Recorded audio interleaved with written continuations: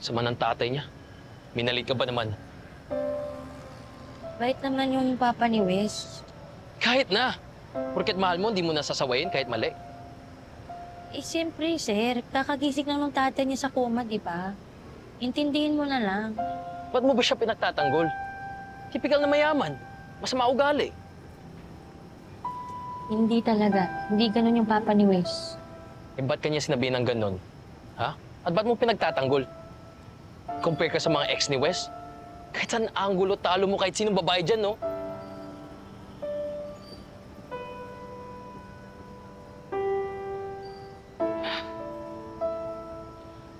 Princess, sa totoo lang, hindi naman to first time na may namaliit sa'yo. Alam ko nasasaktan ka kapag sinasabihin ka ng ganun. Pero di ka naman ganito kaapektado dati, ah.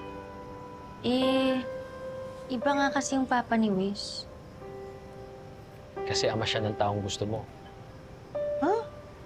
Sir, alam mo, pareho kayo ni Millie. Apaka-advance yung mag-isip. Hindi ganun yun. Eh di bakit? Eh, siyempre, parang tatay na rin yung tingin ko sa kanya. Alam mo naman kasi, di ba, kung gaano ko kamahal yung pau-pau ko. At alam mo rin kung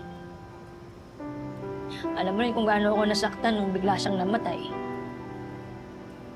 Siyempre, sa sandaling panahon na yun, tinuring ko siyang tatay mo. Nagigets mo ba yun? Ah, ma'am.